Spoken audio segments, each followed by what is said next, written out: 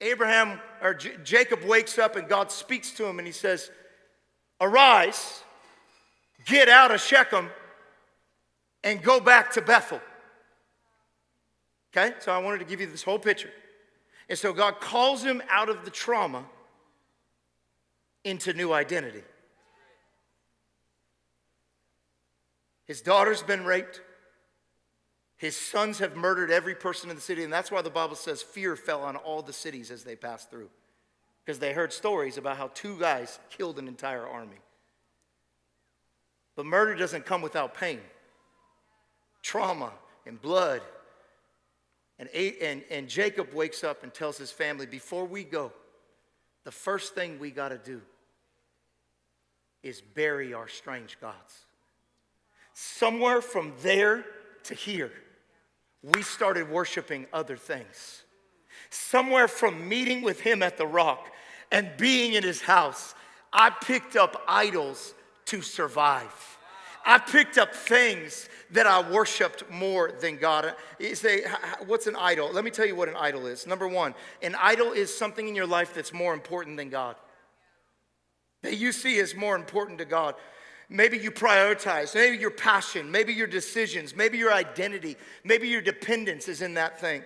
Number two, it's something that defines your identity, ID. Something that you would say, this is who I am, this is what I'm worth, this is how I feel, this is how I see the world.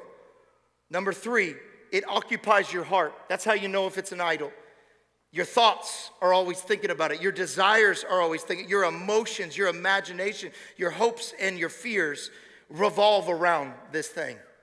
And L, you love it more than obedience. God has asked you to do things, but you hold on to it like it's yours. These are our idols.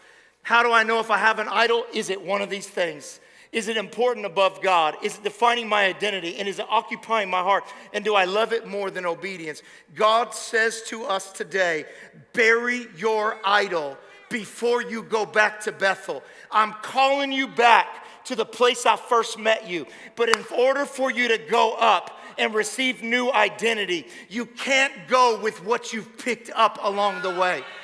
Look, this moment in your life is not about you picking up a sword and fighting the devil.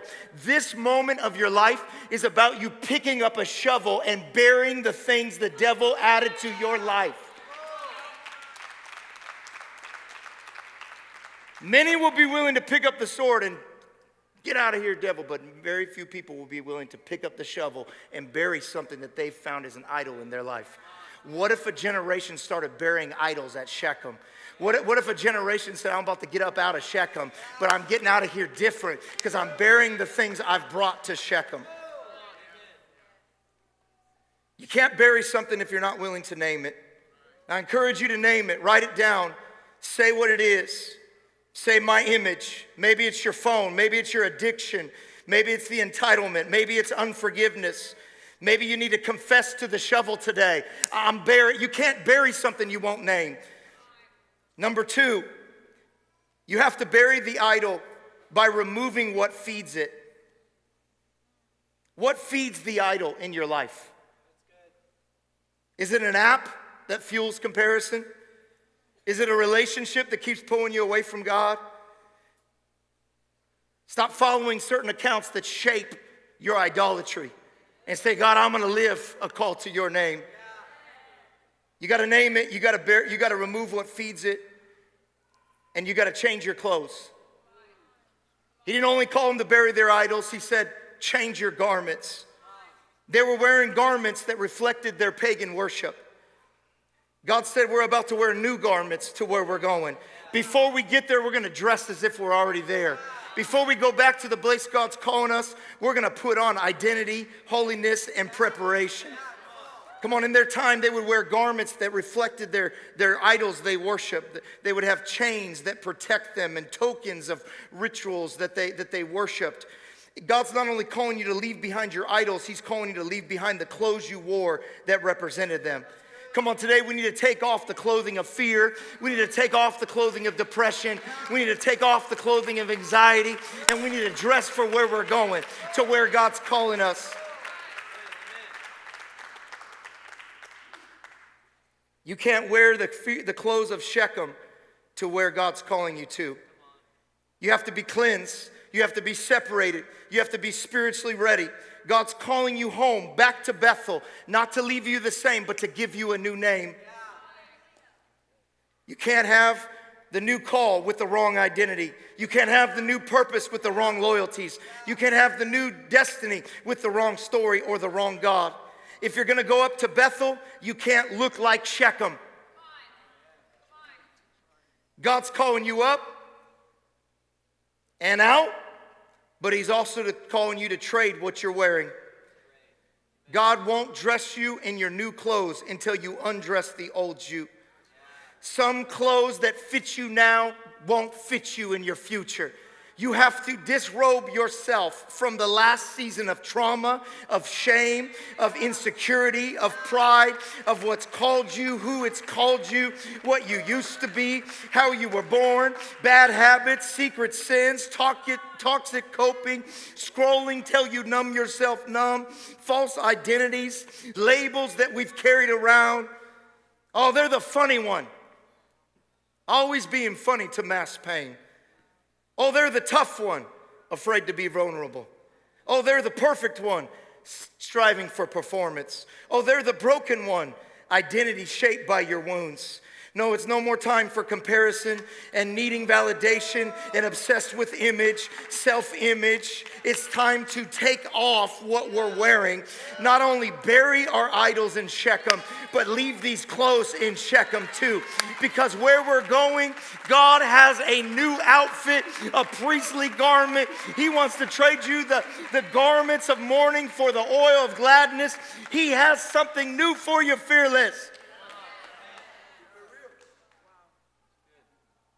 If you look like Shechem, smell like Shechem, if it feels like Shechem, take it off. You can't wear it to where you're going. Bethel will not give you its blessing with Shechem clothes.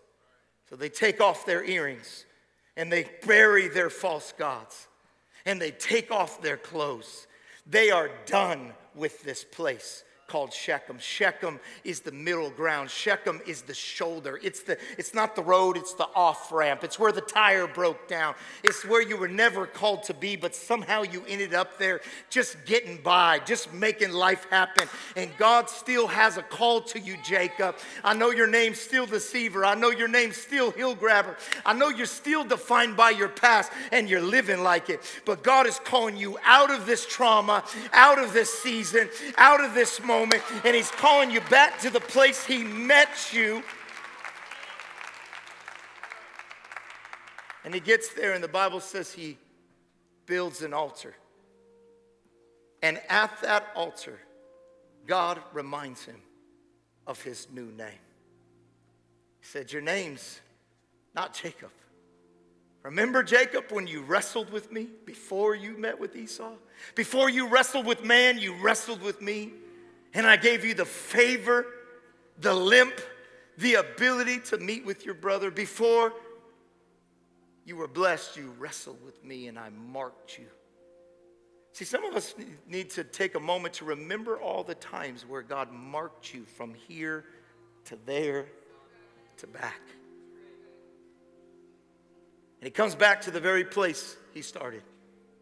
You know what this call is today? You know what this altar is today? This altar is the altar of identity.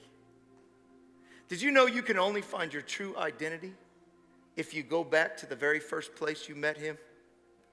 Identity is not something you grow in, it's something you discover that God always had for you. See, his true identity was always at Bethel, which meant house of God.